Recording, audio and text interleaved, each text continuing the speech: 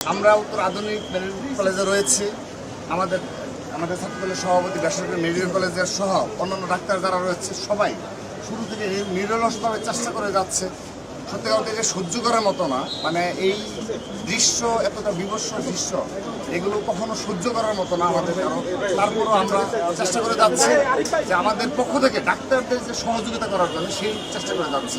আমাদের দলীয় ডাক্তার যারা রয়েছে, ছাত্রদলের যারা ডাক্তার রয়েছে, তাদেরকে আমরা সর্বাত্মক কাজে লাগাচ্ছি। আর ব্লাডের যে বিষয়টা, এটি আমরা ঢাকা মেডিকেল কলেজে বাড়িয়ে ঢাকা বিশ্ববিদ্যালয় ছাত্রদলের যারা রয়েছে সবাইকে পাঠিয়েছি। আর উত্তর আধুনিক মেডিকেল কলেজে এখানে যারা লোকাল নেতৃবৃন্দ রয়েছে সবাইকে আমরা ডাক্তারে বলেছি যত ব্লাড লাগবে সব ছাত্রদল ম্যানেজ করবে। আমরা লিস্ট দিয়েছি, আমরা একজন মনিটর হিসাবে সমানের হিসাবে যে সাগরবাবুকে দিয়েছি, সিনিয়র যুগ্ম সাধারণ সম্পাদক উত্তরের।